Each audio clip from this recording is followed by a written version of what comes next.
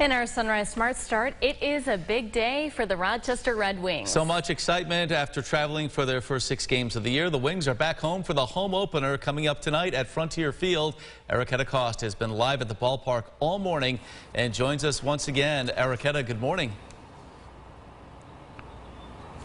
Good morning. Well, right over here, we've been talking to General Manager Dan Mason all morning, and he has an outfit change here. Nice hoodie there. So big deal. I mean, when we think about last year, we had protocols, capacity limitations, mask wearing. We've come so far in this pandemic. I just want to get your take, how you're feeling right now.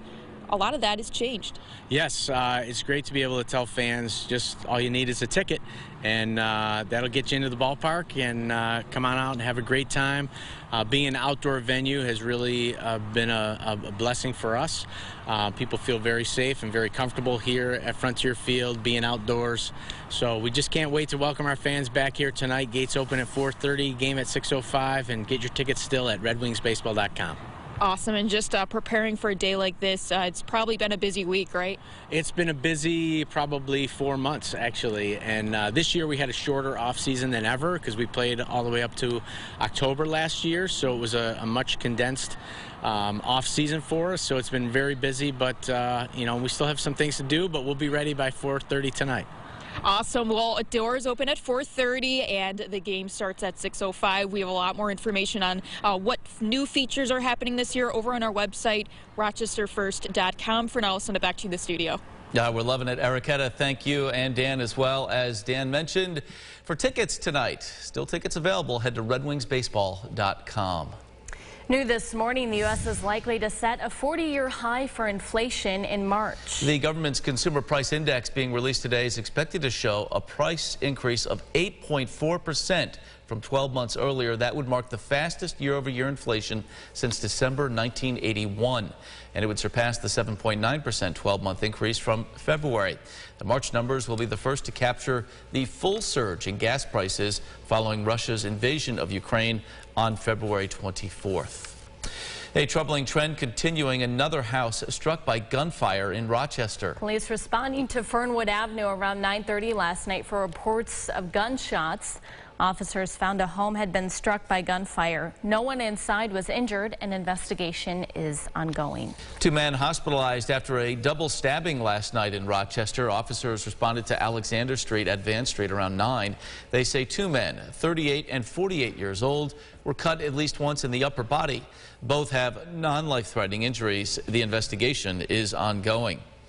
Meanwhile, Rochester police providing an update on Sunday's Family Dollar shooting. The victim was 23-year-old Dallas Cooper Jr., and his death marks the 20th homicide in the city this year, which is the same amount of deaths that occurred at this time last year, according to Rochester Data Portal. Community leaders spoke out about the ongoing violence, all echoing a similar message. This past weekend, we saw a spat of shootings occur in our city, occurring at all hours of the day, to include early afternoon. People like you and I out running errands, sitting on the porch, going to corner stores, having to worry about dodging bullets from incidents that they are not a part of. The amount of guns on the streets is just at historic highs, and we have to get our guns off the streets and then continue to invest in community so that there are alternatives to violence. It is heartbreaking. The families who are victims, the community's victims, and so I'm going to continue to work very hard to make this a priority. Another fatal shooting took place on Saturday. A 21-year-old was killed after being shot near Harris Street and Avenue A. A teenager has been arrested for his alleged role in a Walmart parking lot shootout from earlier this year. According to Greece police, officers were called to the Dewey Avenue Walmart on February 10th. Investigators determined 2 people fired handguns at each other in the store parking lot. The 17-year-old was charged with criminal possession of a weapon and reckless endangerment as a juvenile. He was arraigned and released to a parent. A police investigation in Brighton yesterday putting a nearby school into a lockdown. That school was the Montessori School on Idlewood Road. In a briefing, Brighton Police Chief David Catholdi said police responded to the area for the report of a distressed person. He says roads were closed out of an abundance of caution, and students from that school were discharged from a secondary entrance. The situation resolved peacefully, however, and the roadways reopened. An RPD officer is recovering after being injured during an arrest at a convenience store over the weekend. Officers arrived to the store on Conkey Avenue for a report of a robbery. There they located 28-year-old Shakyle Adams, who attempted to flee. Officials recovered a loaded handgun from Adams, who was then charged with criminal possession of a weapon in the second degree. The injured officer was taken to the hospital. However, their status is still unknown. Well, two suspects accused of raping a minor inside a Rochester convenience store last month appeared in court yesterday facing new charges. James Hampton and Shaddad Al-Ghathi both charged with multiple counts of rape in the first, second, and third degree, on top of sexual abuse and weapons charges. Prosecutors are crediting four women for coming forward, saying the first known victim in this case accused the two men of raping her at gunpoint. Both defendants received no bail. They are being held in the Monroe County Jail. To the latest on COVID-19 and new numbers from Monroe County, 330 new COVID cases confirmed yesterday, an average of 455 new cases each day over the last week now. Throughout the Finger Lakes, 166 are in the hospital with the virus, 21 of those in the ICU.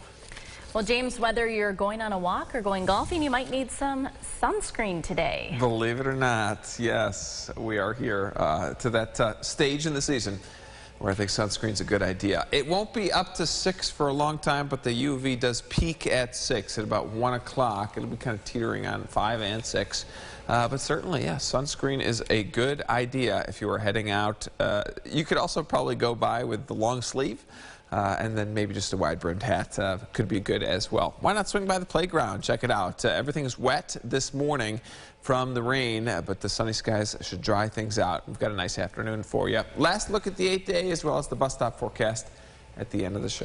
James, thank you. Time now for another check of the roads with our sunrise traffic, and the story continues to be a good one. Volume building in slightly on 390, but no accidents to report. The same is true on 490 and 590 as well. President Biden announcing the administration's latest effort to crack down on ghost guns in the U.S. The new rule is meant to rein in privately made firearms with serial numbers, as they are heavily involved at crime scenes. Basil John reports from D.C.